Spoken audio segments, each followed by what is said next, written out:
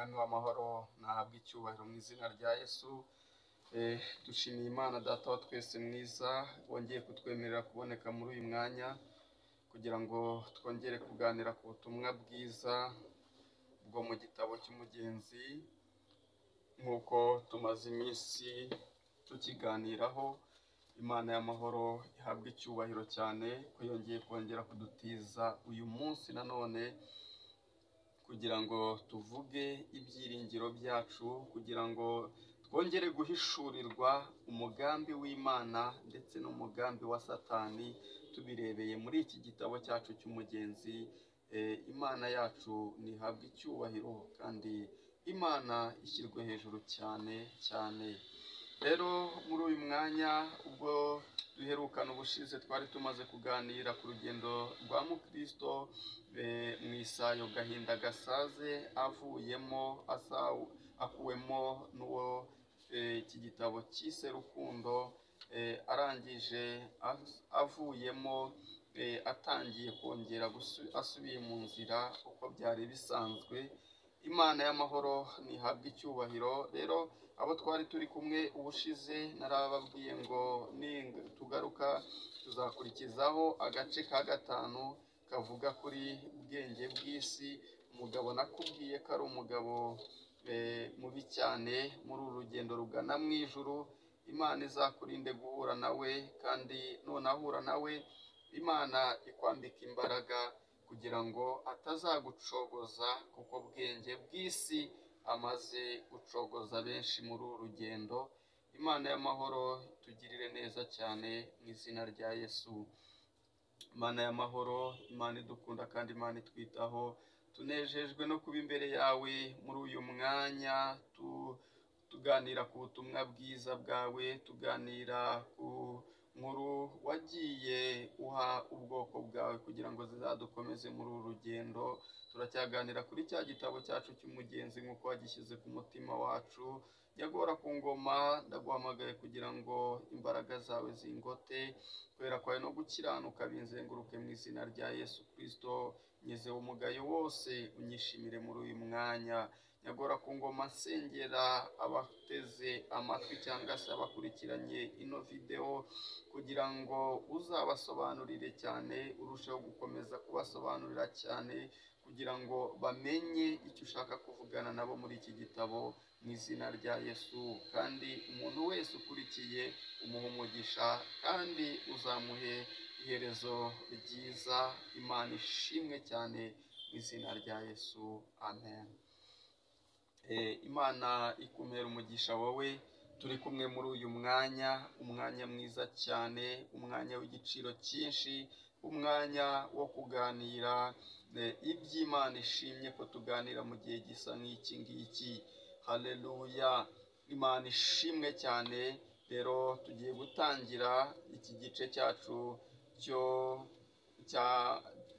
iki gice cya bwenge bw'isi, igice gikomeye, igice ndetse kirekire, ariko niba ugitangiye ndagusabye ngo umwanzi ntaze kukuriganya, uze gukomeza usozanye natwe, uhabwe umugisha mu izina rya Yesu. Tugiye gukomeza dusoma, Imana yacu iduhana umugisha. Haranditse ngo ibyo bikiri aho Mukristo yagendaga wenyine yitegeye umugabo bagiye guhura. Bahuriye mu mayira abiri. Uwo bahuye yitwa Bwenge bw'isi. Yari atuye mu mudugudu witwa Bwenge bwa Kamere, umudugudu ukomeye cyane uhereranye n'uwo Mukristo yavuyemo. Uwo mugabo abonye Mukristo asa n'umuzi, kuko ibyo kuva mu mudugudu kwe witwa Rimbukiro byari byaramenyekanye cyane, atari mu mudugudu wabo gusa, n'ahandi byari uko. Nuko Bwenge bw'isi amukekeshwa no kubona agenda aremerewe no kumva asuhuza umutima aniha. Nicyo cyatumye abanza kumubaza ati, wa mugabo we urajya he uremerewe utyo? Mukristo aramusubiza ati, ndaremerewe koko, nta wundusha umubabaro, kandi umbajije uti urajya he? Ndajya kuri ririya rembo nerekeye, kuko ariho nabwiwe yuko ariho bazambwiriza ibituma ibintura uyu mutwaro uremereye. Ubwenge bw'isi aramusubiza ati, ubwenge bw'isi aramubaza ati, mbese ufite umugore n'abana? Mukristo aramusubiza ati, ndabafite, ariko sinkibasha kubishimira nka mbere, kuko nanijwe no kuremererwa n'uyu mutwaro, ngira ngo meze nk'utabafite. Abakorinto ba mbere ibice 7 umurongo wa 29. Ubwenge bw'isi aramubaza ati, nakugira inama wanyumvira? Kristo ati, ibaye nziza nakumvira, kuko nshaka cyane kugirwa inama nziza. Ubwenge bw'isi ati, inama yanjye ni iyi, tebuka cyane wururutse uwo mutwaro wawe, kuko utazashyitsa umutima mu nda utaragenza utyo, kandi utaragenza utyo ntiwabasha kwishimira imigisha Imana iguha. Mukristo ati, icyo nicyo nshaka, gukurwaho uyu mutwaro uremereye, ariko ubwanjye simbasha kuwururutsa mu mugongo. Nicyo gitumye njya iyo ngiyo, kugira ngo mukurweho nk'uko nkubwiye. Ubwenge bw'isi ati, ninde wakubwiye ko ariyo nzira ukwiriye kunyuramo kugira ngo ukurweho umutwaro wawe? Kristo ati, ni umugabo nibwiye ko ari umunyacyubahiro ukomeye cyane, ndamwibutse, yitwa mubwirizabutumwa. Ubwenge bw'isi ati, inama yakugiriye nimbi, mu isi nta nzira ihwanyije gutera ubwoba n'imiruho niyo yakohereje kunyuramo. Nawe numwumvira uzabona ko ariko ko biri. Nanone mbonye yuko ugiriyemo ibyago, kuko mbonye wivurunze mu isayo gahinda gasaze, ariko iyo sayo ni itangiriro ry'ibyago biza kubanyura muri iyo nzira.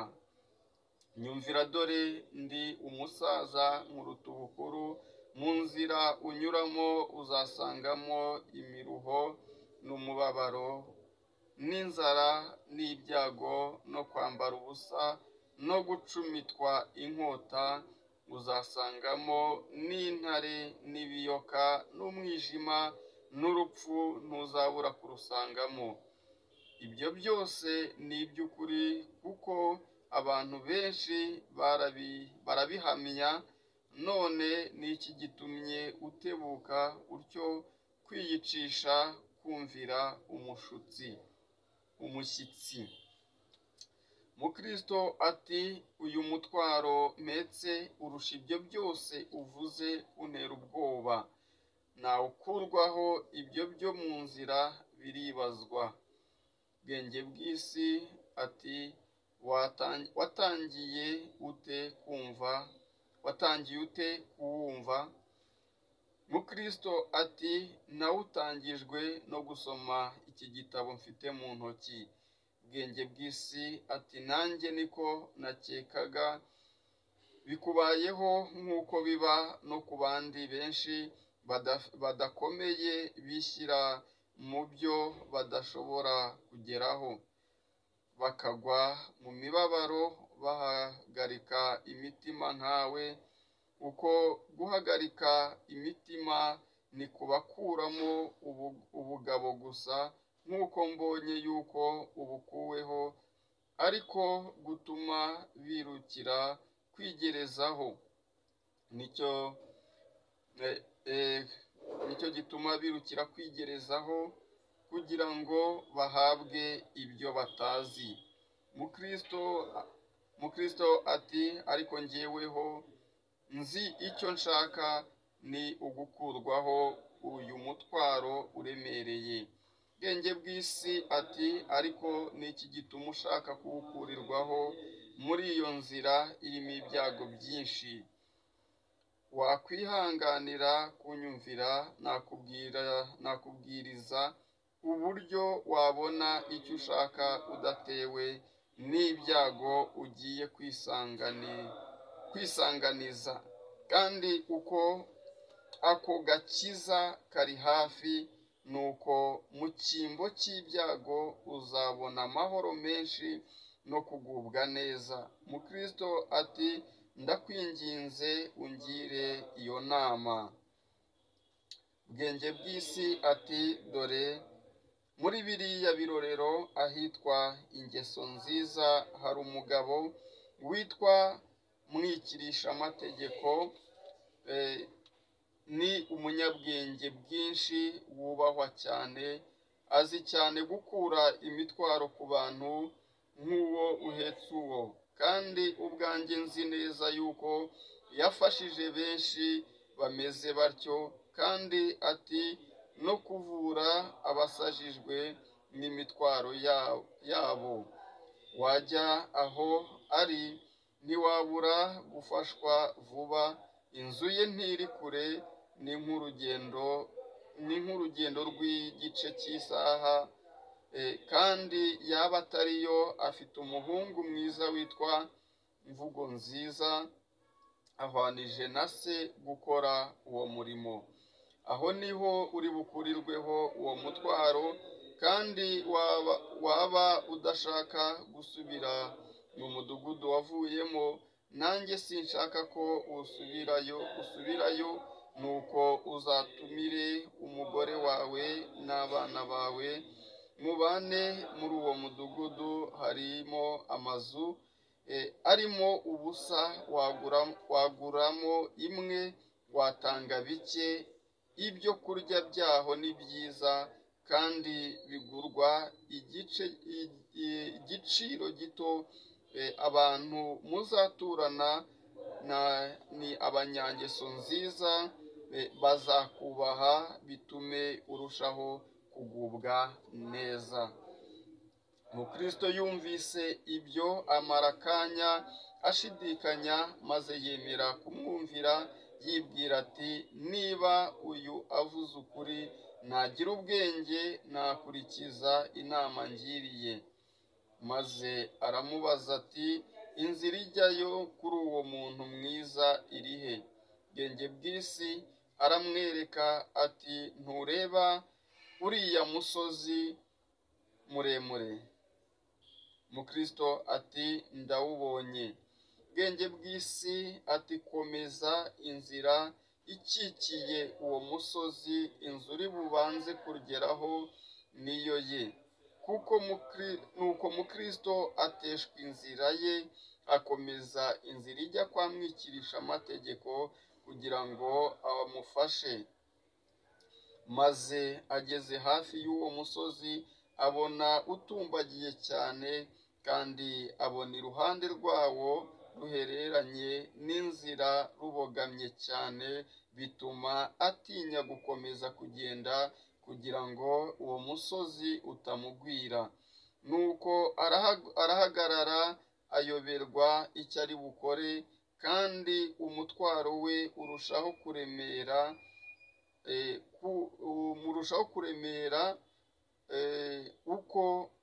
kumuremerera uko wamuremereraga atarateshwa inzira. Kandi uwo musozi urabye ibirimi by'umuriro. Kuva ibice 19, umurongo wa 16 kugeza ku wa 18.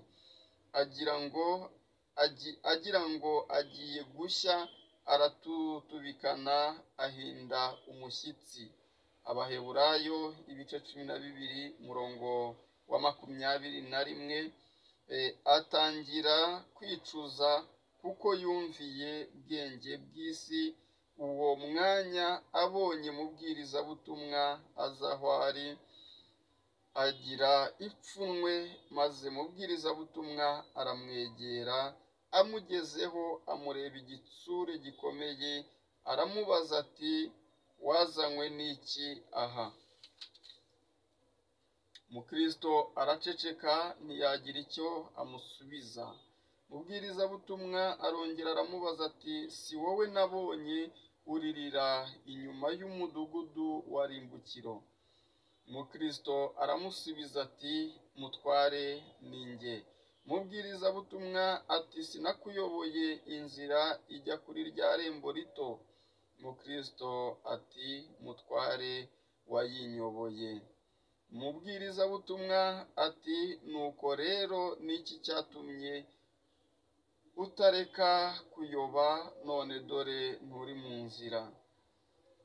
Mukristo ati, maze kwambuka Isayo Gahinda gasaze, nahuye n'umuntu, niwe wanyoheje kujya mu birorero biri imbere, ngo ndabonamo umugabo ubasha kunkuraho umutwaro wanjye. Mubwirizabutumwa ati, asate. Mukristo ati, yasaga n'umuntu mwiza, ambwira byinshi, bitinze nemera ibyo ambwiye. Nza hano maze mbonye umusozi ubogamiye iyi nzira cyane, ushaka kungwira, ndahagarara. Mubwirizabutumwa ati, uwo muntu yakubwiye iki? Mukristo ati, yambwiye kwihuta ngo nkurweho uyu mutwaro wanjye, kugira ngo nicyo Mukristo ati, yambwiye kwihuta ngo nkurweho uyu mutwaro, nanjye nti nicyo nshaka, nicyo gitumye njya kuri ririya rembo, kugira ngo bambwirireyo ibyo ndi bukore ngo ngere ahantu ho kuwukurirwaho. Ambwira yuko anyereka inzira nziza y'ubusamo itarimo ibyago nk'iyo wanyoboye, kandi ambwira ibyamwikirisha amategeko n'umwana we. Ndabyemera, nteshwa inzira, none sinzi icyo ndi bukore. Mubwirizabutumwa ati, ba uhagazeho gato mbanze nkubwire amagambo y'Imana. Mukristo arahagarara atengurwa. Mubwirizabutumwa aramubwira ati, mwirinde mutanga kumva iyo ivuga, ubwo ba bandi batakize, kuko banze kumva uwabahamagaye mu isi. Twe tuzarushaho cyane kudakira niba dutera umugongo itubwira iri mu ijuru. Abaheburayo 12 umurongo wa 25. Kandi ati, nasubira inyuma umutima wanjye ntuzamwishimira. Kandi ati, nasubira inyuma, ubwo n'umukiranutsi bavuga, umutima wanjye ntuzamwishimira. Biboneka mu gitabo cy'Abaheburayo 10 ku murongo wa 37. Maze abisobanura atya ati, nawe urirukira mu byago, utangiye kwanga inama wagiriwe n'Imana isumba byose, ukura ikirenge cyawe mu nzira y'amahoro, usigazaho hato ukajya mu kaga ko kurimbuka iteka. Uwo mwanya Mukristo amwikubita imbere nk'upfuye, arataka ati, mbonye ishyano, ndapfuye. Mubwirizabutumwa abibonye amufata ukuboko kw'iburyo, aramubwira ati, abantu bazababarirwa icyaha cyose n'igitutsi. Matayo ibice 12 ku murongo wa 32 na 31. Kandi we kuba utizera ahubwo ube uwizera. Yohana ibice 20 umurongo wa 27. Mukristo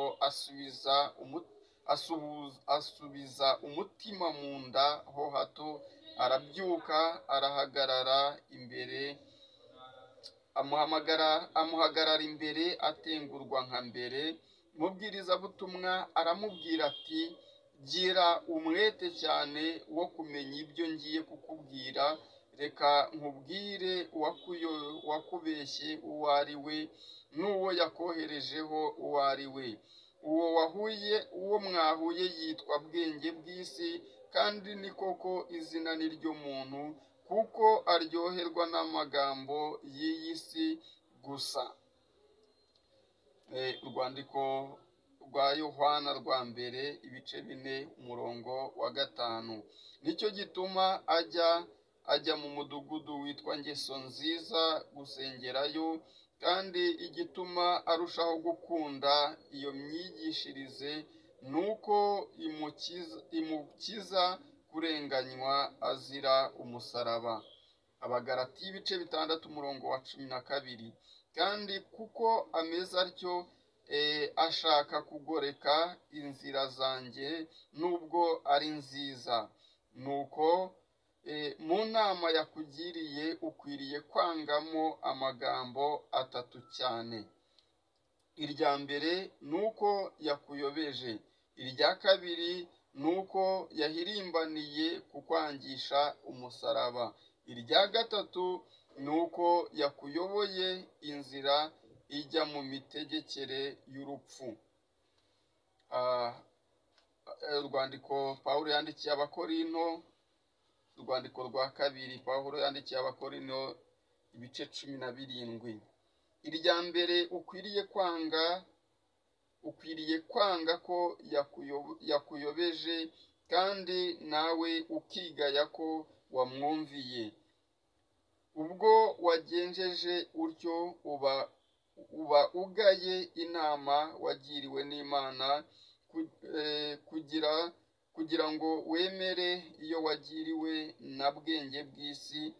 Umwami Yesu yaravuze ati, mugire umwete wo kwinjira mu irembo rifunganye, niryo rembo nakoherejemo, kuko irembo rifunganye n'inzira ari nto ijya mu bugingo, kandi abayinyuramo ni bake. Matayo ibice 7 umurongo wa 14. Muri iryo rembo rito no muri iyo nzira iricamo niho wa munyabyaha yaguteshereje asigazaho hato akakuzanira kurimbuka. Noneho wange ko yakuyobeje, nawe wigaye rwose ko wamwumviye. Imana itugirire neza. Irya kabiri ukwiriye kwanga ko yahirimbaniye kukwangisha umusaraba, kuko wategetswe kuwukunda ukakurutira ubutunzi babitse bwose. Abaheburayo ibice 11 umurongo wa 25 n'uwa 26. Kandi umwami w'icyubahiro yakubwiye yuko ushaka gukiza ubugingo bwe azabubura, kandi yuko umukurikira ntiyange se na nyina n'umugore we n'abana be na bene se na bashiki be, ndetse n'ubugingo bwe, uwo adashobora kuba umwigishwa we. Matayo ibice 10 umurongo wa 39, Luka ibice 14 26. Ibyo iyo ukuri yavuze yuko utabasha kubona ubugingo utabifite, umuntu yakoshya ate yuko bikuzanira urupfu? Ibyo iyo ukuri yavuze yuko utabasha kubona ubugingo utabifite, umuntu yakoshya ate yuko bizakuzanira urupfu? Iyo myigishirize nayo ukwiriye kuyanga urunuka. Irya gatatu, ukwiriye kwanga ko yakuyoboye inzira ijya kukugabura kuzana urupfu. Nicyo gituma ukwiriye kwitegereza uwo yakoherejeho, ukamenya ko adashobora na hato kugukiza umutwaro wawe. Uwo yakoherejeho ngo akunihure witwa mwikirisha amategeko, ntabasha kugukiza umutwaro wawe. Nta n'umuntu n'umwe yigeze gukuraho umutwaro, kandi ntawe ateze kuzawukuraho. Ntimubasha gutsindishirizwa n'imirimo itegetswe n'amategeko, kuko iyo mirimo itabasha kukuzaho umuntu wese umutwaro we. Nuko rero bwenge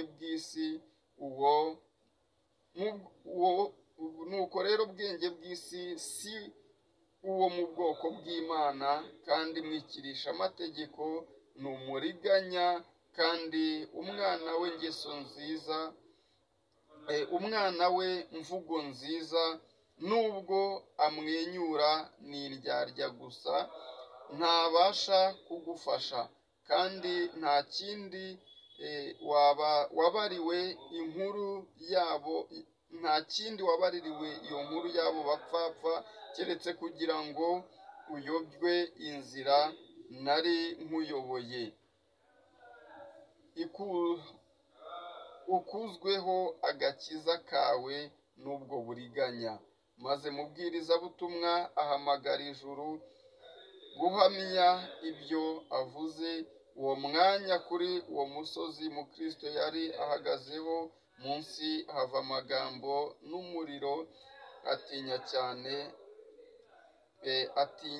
cyane, umusatsi umuva ku mutwe. Aye magambo ni aya ngo: abiringira imirimo itegetswe n'amategeko bose ni ibivume, kuko byanditswe ngo havumwe umuntu wese udahirimbanira ibyanditswe ngo abikore. Abagalatiya 3:10. Nuko Mukristo ariheba ko ari bupfe, arataka cyane avuma igihe yahuriye na bwenge bw'isi, yigaya cyane ko yamwumviye, akorwa n'isoni, yibutse yuko amagambo ye akurikije kamere y'umuntu gusa yashoboye kumutesha inzira itunganye. Maze arongera abaza mubwirizabutumwa ati: utekereza ute? Ndacyafite ibyiringiro byo gukira? Nakwemererwa gusubira mu nzira nziza nkajya muri rya rembo? Simpejejwe n'icyaha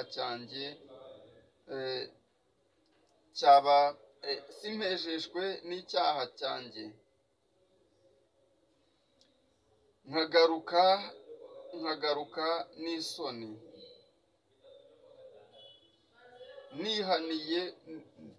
nihaniye kuko numviye wa mugabo, ariko icyaha cyanjye cyababarirwa. Mubwirizabutumwa aramusubiza ati: icyaha cyawe kirakomeye cyane, kuko kirimo ibibi bibiri. Wabonye inzira nziza kandi ica mu nzira ibuzanwa,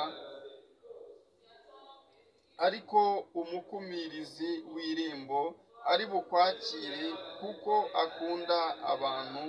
Icyakora wirinde utongera kuyoba ukarimbukira mu nzira ye, kuko umujinya we ukongezwa vuba. Zaburi ya 2:12.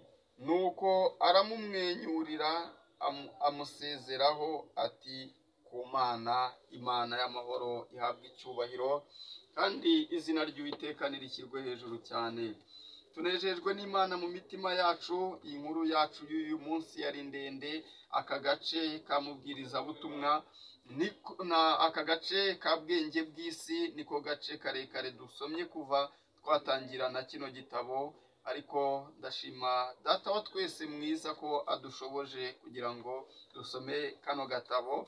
Rero ndagira ngo tukaganireho ku mwanya mutoya, dufate umwanya mutoya tuganire kuri aya magambo akomeye tumaze kumva muri iyi nkuru ya Mukristo ndetse na bwenge bw'isi. Mwene data, dufatanyije uru rugendo rugana mu ijuru, ndagira ngo nkubwire ngo uyu bwenge bw'isi uko bwije n'uko bukeye uhura nawe, kandi nanjye mpura nawe. Tujya tunyura mu bigeragezo bigiye bitandukanye, kandi ijambo ry'Imana riratubwira ngo ibigeragezo ni rusange, kandi ngo igituma tugeragezwa ntabwo ari uko Imana itwanga cyangwa se ibigira ngo tugwe mu bigeragezo, ahubwo ibigira ngo itugerageze irebe urukundo tuyikunda. Rero muri uyu mwanya ndagira ngo nkubwire ngo ubwenge bw'isi ni intumwa ya Satani.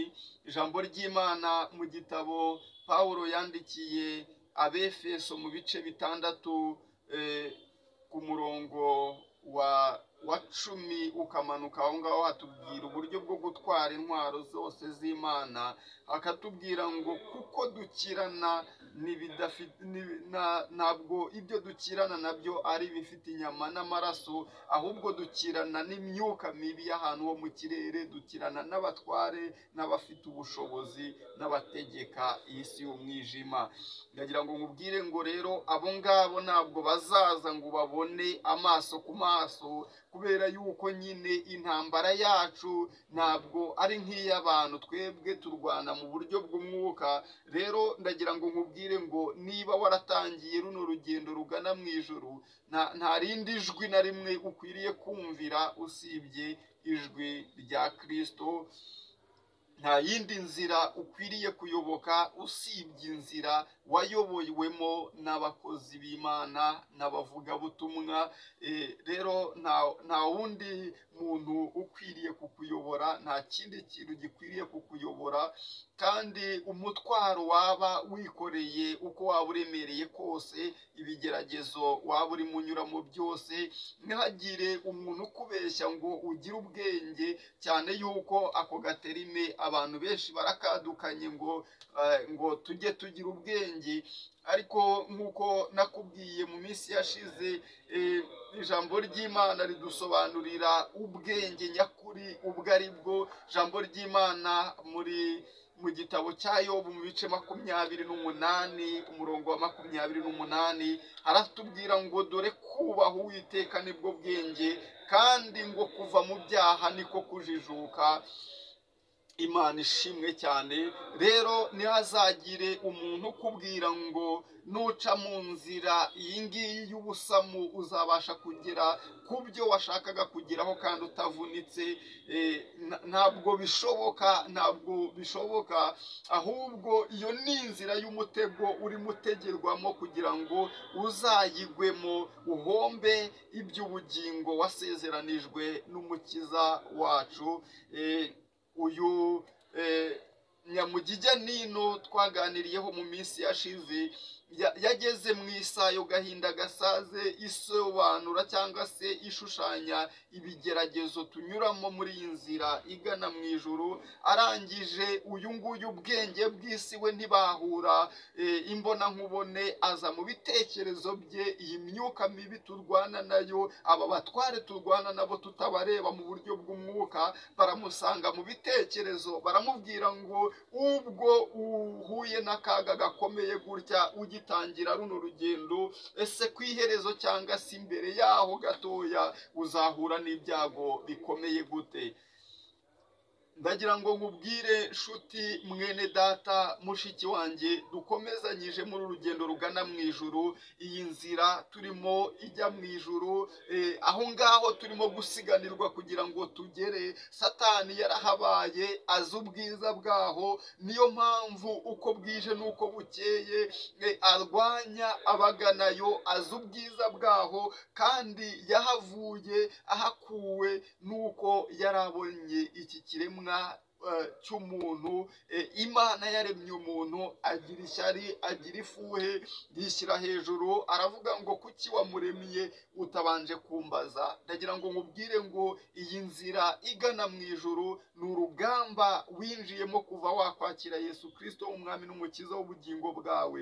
Rero ukwiriye kubera amaso ubugingo bwawe kurenza ikindi kintu icyo ari cyo cyose. Muri uru rugendo rugana mu ijuru rurimo satani n'abadayimoni bagambiriye, bahora ku mihigo yo kugusubiza inyuma. Hari satani uri mu nzira aho ngaho, arimo akubita agatoki ku kandi, avuga ngo uko byasa kose ntabwo bazagerayo. Rero ndagira ngo nkubwire ngo twahawe ubutware n'ubushobozi bwo kwirukana abadayimoni, bwo kwirukana imyuka yose, ndetse na satani ubwe ntabwo afite ubushobozi ku buzima bwacu, kuko umwami wacu Yesu Kristo akimara kuzuka yaravuze ngo nahawe ubutware mu isi no mu ijuru. Aravuga ngo namwe mbahaye ubutware, mugende mubwiriza amahanga yose. Aravuga ngo muzakandagira inzoka na sikoropiyo.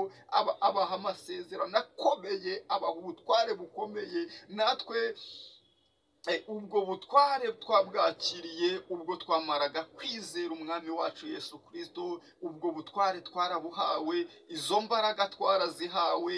ndagira ngo nkubwire ngo urwanye satani. Ijambo ry'Imana nanone muri Yakobo, mu rwandiko rwa Yakobo mu bice 4 ku murongo wa 7 haratubwira ngo nuko rero mugandukira Imana, murwanye satani nawe azabahunga. Twahawe isezerano ryo kurwanya satani. Hari abantu bajya binjira muri uru rugendo bumva ko ibintu ari amahoro, bakabigendamo bajenjetse, bakagenda rwose wumva nta kintu bibabwiye. Kavuga ngo nzajya nsenga ku cyumweru, kavuga ngo nzajya nsenga mu gitondo mbyutse cyangwa nimugoroba ngiye kuryama.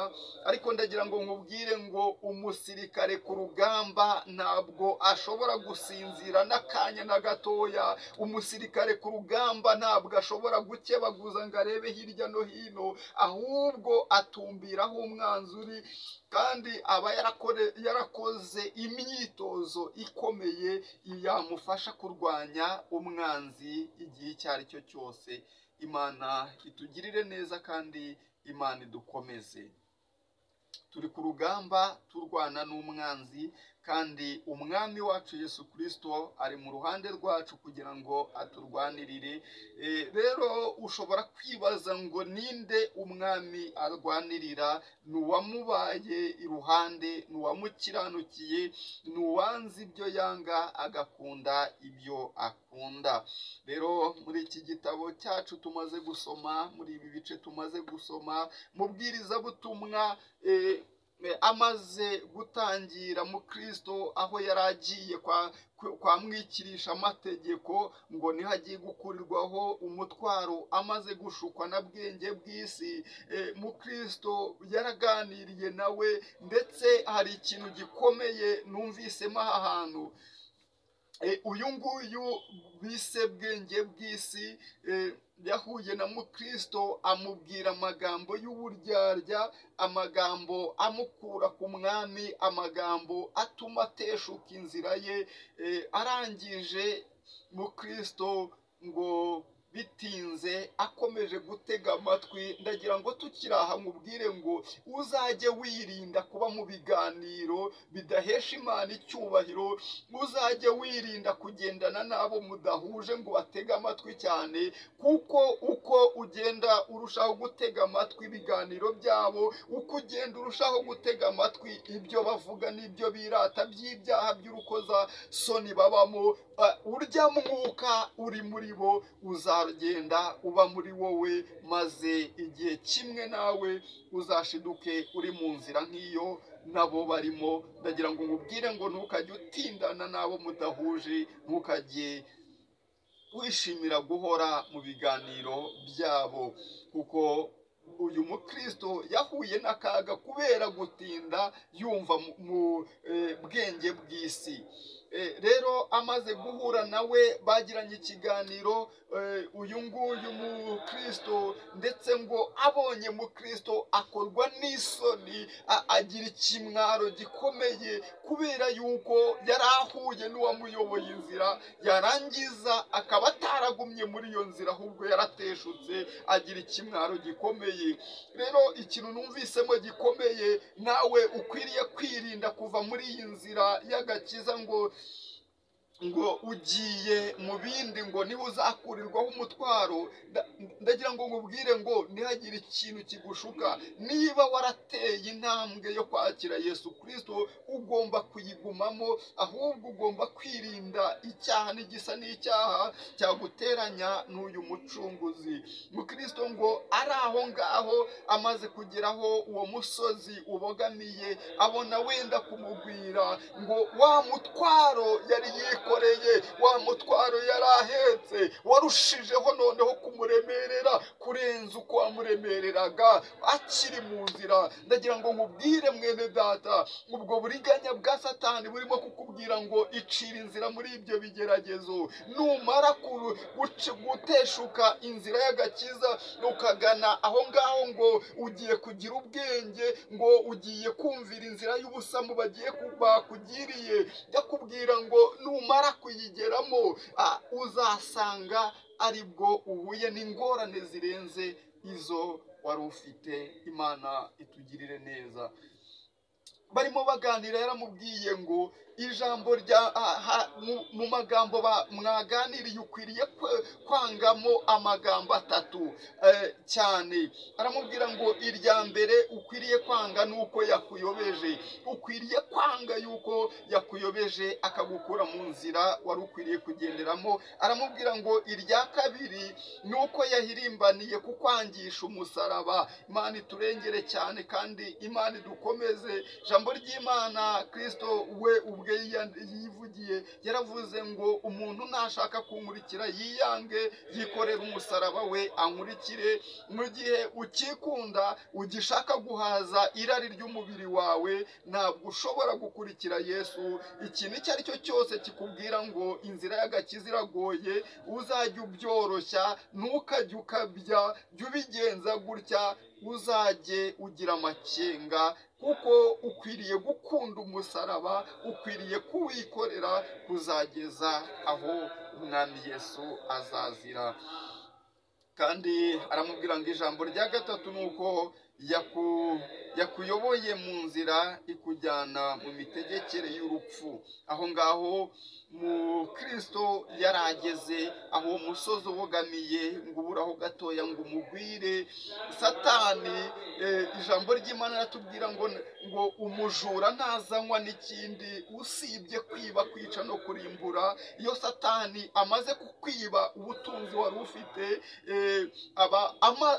ahita kwica, yarangiza akakurimbura. yakwishe no kurimbuka biba birangiye. Iyo mukristo ateshuka agakomeza imbere gatoya, yari kugwirwa n'uwo musozi akaba apfuye, akaba arimbutse. Imana itugirire neza cyane. reka dusoreze ahangaha, ariko ndagira ngo nkubwire ngo mwene data, twari turimo tuganira muri uyu mwanya, niba warateshutse inzira, niba waravuye muri iyi nzira y'agakiza ukajya kwicira inzira, ukumvira umushukanyi, warangiza ukava muri iyi nzira umwami wacu Kristo yatuyoboyemo, ndagira ngo nkubwire ngo ugarukiraho, kuko nta yindi nzira ibaho, nta yindi nzira ibaho waboneramo amahoro usibye Yesu Kristo. Ijambo ry'Imana riratubwira mu butumwa bwiza bwa Yesu Kristo uko bwanditswe na Yohana mu bice 14 uhereye ku murongo wa mbere, aratubwira ngo Yesu niwe nzira, niwe kuri, niwe bugingo, ntawe ujya kwa data atari umujyanye, ntihagire undi muntu wese uwo ari we wese wakuyobora indi nzira, kuko nta yindi nzira ihari usibye Yesu. Imana itugirire neza cyane. Uramutse rero waravuye muri iyi nzira ukeneye inama zirenzeho, nakubwira nimero ya telefone wadushakiraho ukatuvugisha. Imana iduhamagaye mu gihe gisa nk'iki ngiki kugira ngo dukore umurimo wayo. Imana iduhamagaye mu gihe gisa nk'iki ngiki kugira ngo twongere tuvuge ubutumwa, impanda zikomeze zivuge. Iri jwi urimo kumva nonaha nturikerense iri jwi, ndetse n'iyi miburo wumvise ntuyikerense, kuko ahari ryaba ari ryo jwi rya nyuma wumvise rikuburira. Ndagira ngo nkubwire ngo garukiraho.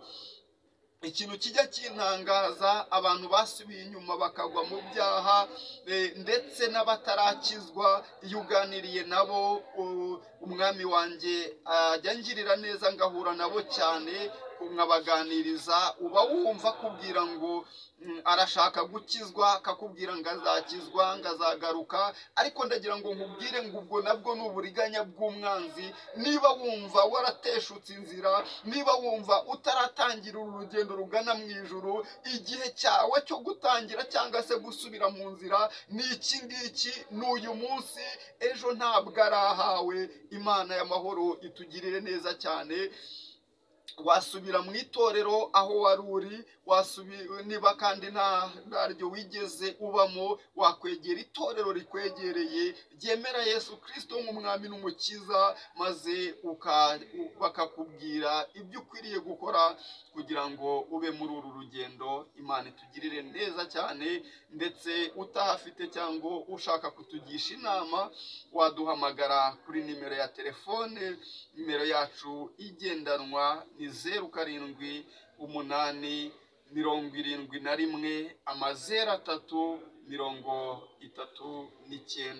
Imana y'amahoro itugirire neza cyane. Rero mukore komenti, mutubwire uko mwumva ibi biganiro n'icyo dukwiriye gukomeza gukora. Rero kandi niba utarakora subscribe, uyikore kugira ngo ibiganiro tuzajya ducishaho uzajye uhita ubibona. Imana y'amahoro ibagirire neza cyane. Mana Data wa twese uri mu ijuru, Imana ishobora byose, Imana ikomeye kurenza uko tubitekereza n'uko tubyibwira. Twari turimo tuganira ku butumwa bwawe, twari turimo tuganira kuri iki gitabo, nk'uko ushimye ko tukiganiraho mu gihe gisa nk'iki ngiki. Mwami wanjye, ndagusabye ngo aya magambo uyaherekereshe imirimo n'ibitangaza, uyaherekereshe imbaraga zawe, kandi nyagora ku ngoma asohoze icyo uyatumye muri uyu mwanya, yaba muri iki gihugu cy'u Rwanda mperereyemo, yaba muri Afurika hose, i Burayi, aho uzashima ko hagera ubutumwa hose. Nyagora ku ngoma uzakore ibikomeye, kandi uzahe abantu benshi agakiza, uzagarure abantu benshi bari bamaze guteshuka, kandi usuke ubwenge bwawe mu mitima y'ubwoko bwawe, kugira ngo bajye bamenya uwo bahuye, uwo bagendana, n'urimo ubagira inama uwo ari we. Ndagusaba ngo itorero urisukire ubwenge cyane kugira ngo tubashe gukomerera mu buntu bwawe. Izina ryawe nirihabwe icyubahiro. Ndakubashye mwami, ntaba ari njye ahubwo izina ryawe rihabwe icyubahiro. Urakoze kubw'umwanya mwiza umpaye, ngaho shyigikira bene data bose twari turi kumwe mu izina rya Yesu, amen. Haleluya, haleluya, haleluya, haleluya, haleluya, haleluya, haleluya. Mana ishimwe, Imana ishimwe. Urakoze cyane mwene data, twari turi kumwe muri uyu mwanya, wari ukurikiranye aka gace. Ni ukuri ndakubwira ngo inzira watangiye ni inzira nziza, ahubwo wirinde ikintu icyo ari cyo cyose cyagukura muri iyi nzira, ndetse cyagukuramo n'umuhate wo gukomeza kumva icyo Imana igushakaho. Imana y'amahoro ikumere umugisha mu izina rya Yesu Kristo, amen, amen.